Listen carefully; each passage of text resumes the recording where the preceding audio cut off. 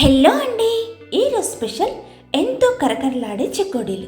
ఇవి ఇంట్లో మనం సింపుల్ ఇంగ్రీడియంట్స్తో ఎలా ప్రిపేర్ చేసుకోవాలో చూద్దాం. అసలే సంక్రాంతి ఫెస్టివల్ వస్తుంది, పిండి వంటలు చేయాలని చాలామంది అనుకుంటారు.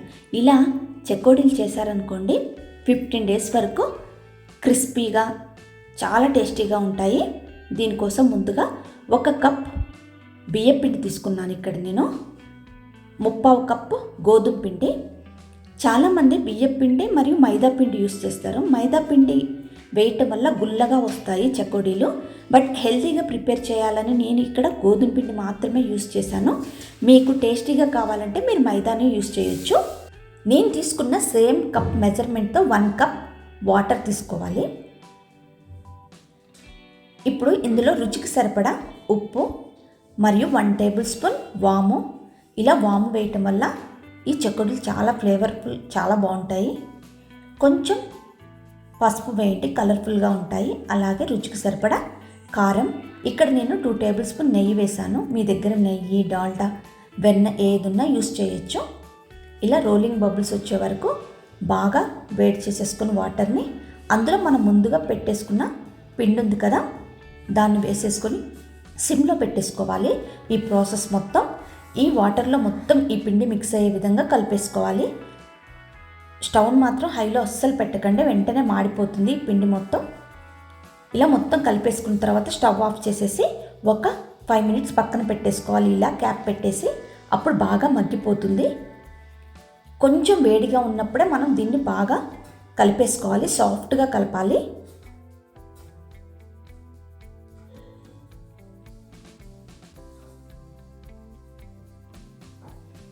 ఈ విధంగా గోరువెచ్చగా ఉన్నప్పుడు సాఫ్ట్గా పిండి మొత్తాన్ని కలిపేసేసుకోవాలి. చూడండి, ఈ విధంగా సాఫ్ట్గా ఉండాలి. అప్పుడు మనకి చెకోడీలు చాలా బాగా వస్తాయి. ఇక్కడ కొంచెం పిండిని తీసేసుకొని ఇలా కిచెన్ ప్లాట్ఫామ్ పైన కానీ లేకపోతే ఒక ప్లేట్ని ఇలా బోర్లు ఇచ్చేసి ఇలా పొడవుగా చేసేసుకొని వాటిని చెకోడీలాగా రౌండ్గా చుట్టేసుకోవాలి.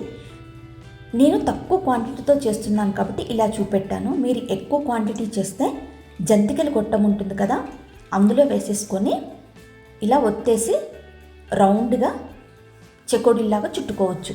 అది ఈజీ ఉంటుంది ప్రాసెస్ జంతికల గొట్టంతో. ఇలా అన్ని తాలికల్లాగా చేసేసుకొని రౌండ్గా చెకోడీలు మాదిరిలాగా చుట్టేసుకొని డీప్ ఫ్రై చేసేసుకోవటం, అంతేనండి. చాలా సింపుల్. పిల్లలకి ఎప్పుడైనా స్నాక్స్ బాక్స్లో కూడా ఇవి పెట్టివ్వచ్చు. 15 days వరకు చాలా క్రంచీగా ఉంటాయి.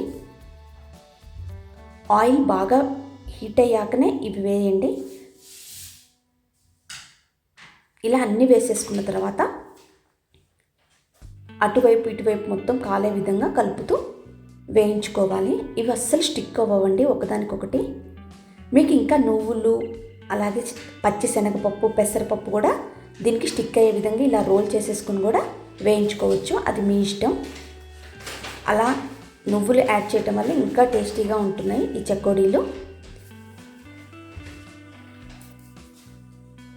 చూడండి, ఈ కలర్ వచ్చాక డిష్ అవుట్ చేసేసుకోండి. మిగతావన్నీ కూడా సేమ్ ప్రాసెస్ ఇలాగే కంటిన్యూ చేయండి.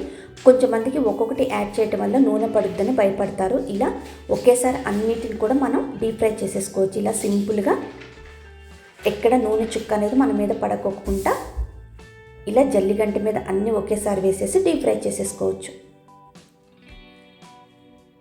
ఎవ్వరి హెల్ప్ లేకోకుండా హ్యాపీగా చేసుకునే సింపుల్ రెసిపీ అంటే డెఫినెట్గా ట్రై చేయండి.